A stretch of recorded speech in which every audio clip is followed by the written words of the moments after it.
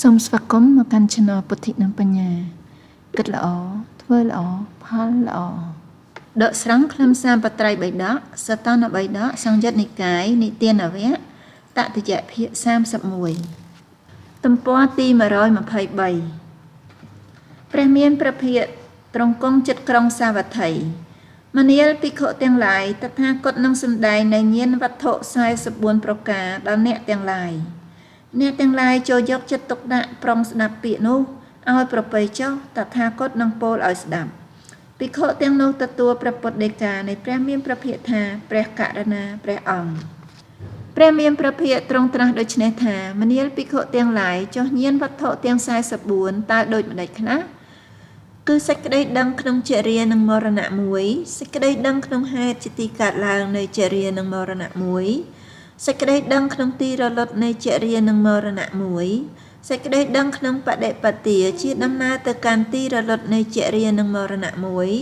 សេចក្តីដឹងក្នុងជាតិមួយសេចក្តីដឹងក្នុងហេតុជាទីកើតឡើងនៃជាតិមួយសេចក្តីដឹងក្នុងទីរលត់នៃជាតិមួយសេចក្តីដឹងក្នុងបដិបទាជាដំណើរទៅកាន់ទីរលត់នៃជាតិមួយសេចក្តីដឹងក្នុងភពមួយសេចក្តីដឹងក្នុងហេតុជាទីកើតឡើងនៃភពមួយសេចក្តីដឹងក្នុងទីរលត់នៃភពមួយសេចក្តីដឹងក្នុងបដិបទាជាដំណើរទៅកាន់ទីរលត់នៃភពមួយ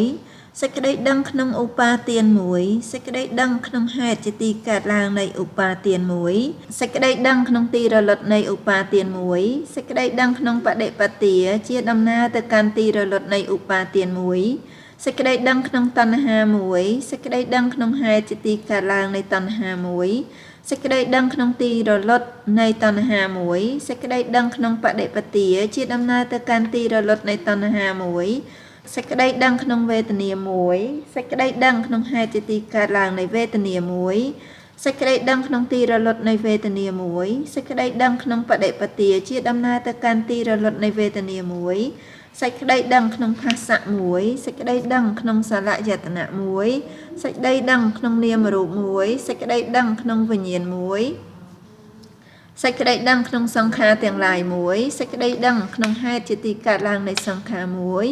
សេចក្តីដឹងក្នុងទីរលត់នៃសង្ខារមួយសេចក្តីដឹងក្នុងបដិបទាជាដំណើរទៅកាន់ទីរលត់នៃសង្ខារមួយមនាលភិក្ខុទាំងឡាយនេះហៅថាញាណវត្ថុ44ប្រការមនាលភិក្ខុទាំងឡាយចរិយានិងមរណៈតើដូចម្ដេចសេចក្តីគ្រាំគ្រាភាពគ្រាំគ្រាថ្មិញបាក់សក់ស្កូវស្បែកជ្រួញជ្រាវ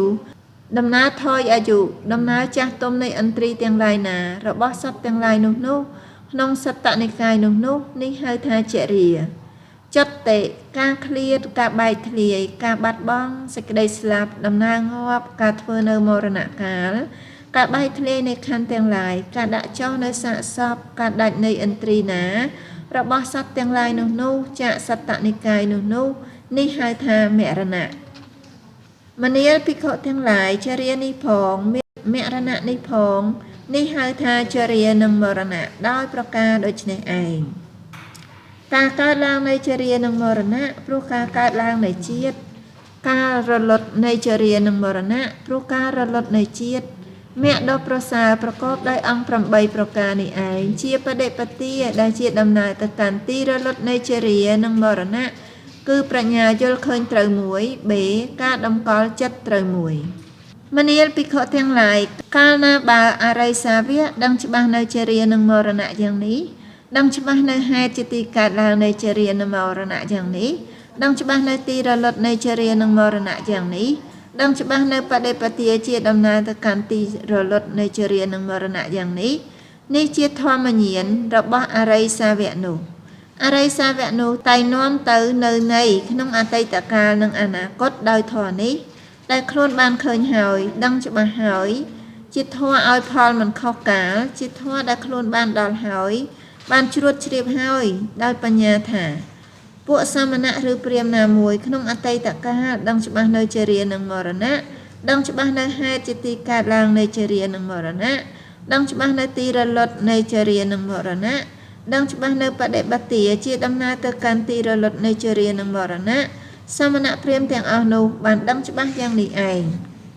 ដូចជាអាត្មាអញក្នុងការឥឡូវនេះ ពួកសមណៈឬព្រាហ្មណ៍ណាមួយក្នុងអនាគតកាលក៏ដឹងច្បាស់នៅចរិយានិងមរណៈ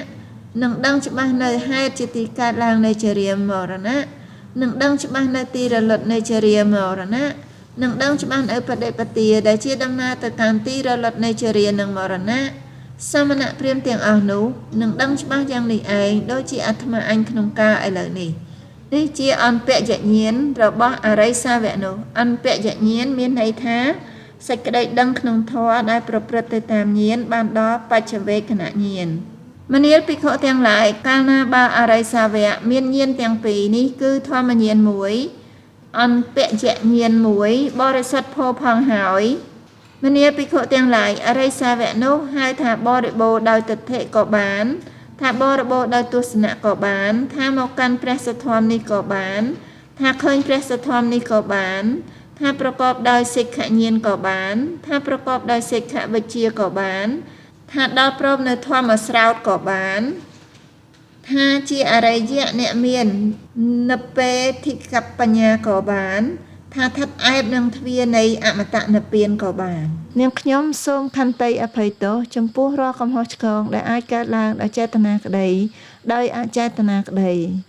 សព្បទានណាំងធម្មទានណាំងជានិតិធម្មទានរមែងឈ្នះអស់ទានទាំងពួង